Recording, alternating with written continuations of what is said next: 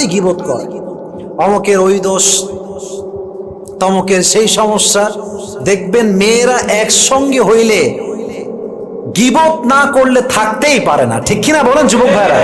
তবে সব মেয়েকে আমি এক পাল্লায় মাপছি না।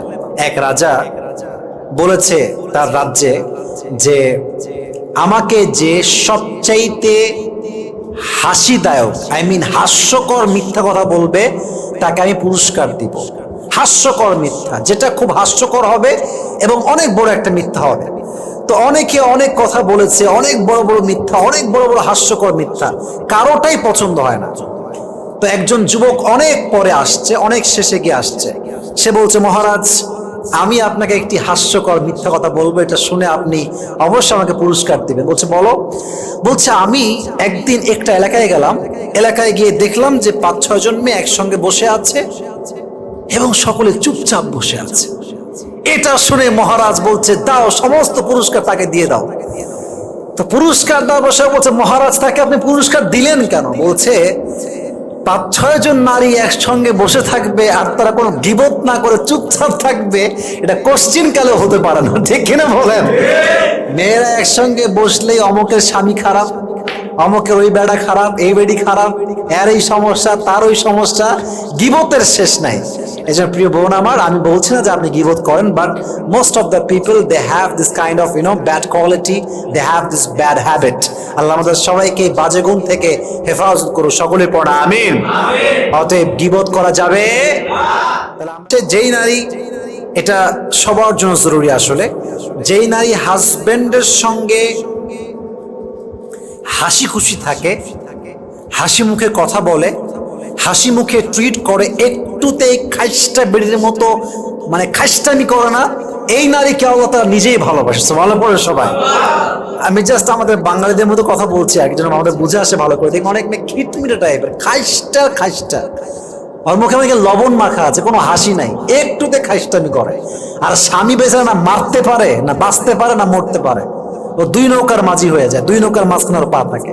অতএব বোঝা গেল যে স্বামীর সঙ্গে খারাপ ব্যবহার করে তাকে আল্লাহ ভালোবাসতে পারে না, ঠিক কিনা বলেন? তবে হ্যাঁ, আমার যে বোনদের বিয়ে হয়েছে আমি বলবো, দেখেন এটা আমার রিকোয়েস্ট আপনার কাছে, যেই মেয়েরা বিবাহিতা সবার কাছে আমার আবদার, যদি আপনার স্বামীর সাথে আপনার রাগারাগি হয়, আপনি রাগটা ছাড়েন, আপনি অভিমানটা প্রকাশ করেন, আপনি তো বকাঝকা করেন, পরে দুটো কিল ঘুষিও মারেন, সমস্যা নাই, ভালোবাসার কিল ঘুষি। তবে আপনার স্বামীর সঙ্গে রাগারাগি হয়েছে বিধায় এক্স বয়ফ্রেন্ড, যার সঙ্গে আগের রিলেশনশিপ ছিল, মেসেজ দিলেন জান তোমাকে আমি বিয়ে না করে অনেক ভুল করেছি, তুমি আমার জন্য পারফেক্ট ছিলে, এটা শুধুমাত্র চরিত্রহীন নারী করতে পারে, ঠিক কিনা বলেন? এখন যেইটা আছে এই ব্যাটারে ভালো লাগে না, তাই না? ইসলামী এটা করবেন না বোন। যা আছে স্বামীর উপরেই ঝাড়েন, যা বলতে মন চায় স্বামীকেই বলেন। বাট স্বামীর উপর নারাজ হয়ে কষ্ট পেয়ে একটু রাগারাগির জন্য যেই মেয়ে আর এক পুরুষের কাছে যায়, তার চরিত্র ঠিক হতে পারে না, ঠিক কিনা বলেন? আবার সেই মেয়েদেরকে বোঝার তৌফিক দান করুক। সকলে আমরা মন খুলে পড়ি আমিন। তবে হ্যাঁ, স্বামীকে আসলে নিজের আবেগটা প্রকাশ করতে হয়। দেখেন, আমরা জানি যে আমাকে অমুক ব্যক্তি ভালোবাসে, এটা আমরা ফিল করি, বাট একজন পার্সন আপনাকে ভালোবাসি বললে আপনার ভালোবাসা অটোমেটিক আরো বেড়ে যায়, তাই না? ভালোবাসে, আমি জানি যে আমাকে সে পছন্দ করে, ভালোবাসে, বাট যখন সে আমার সামনে এসে বলে যে আমি আপনাকে ভালোবাসি, এই জন্য বাসি, আজীবন ভালোবাসতে চাই, এই যে কথাগুলো, এটা আপনার ভিতরে মায়া মমতা আরো বেশি বাড়ায়।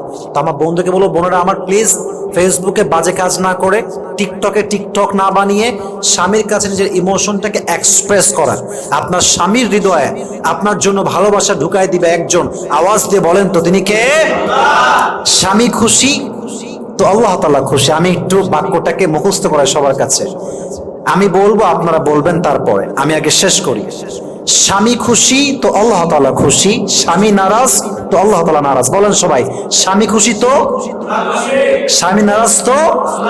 আল্লাহ প্রত্যেকটা বোনকে কথাগুলো বোঝার তৌফিক দান করুক। সকলে মন খুলে পড়া আমিন।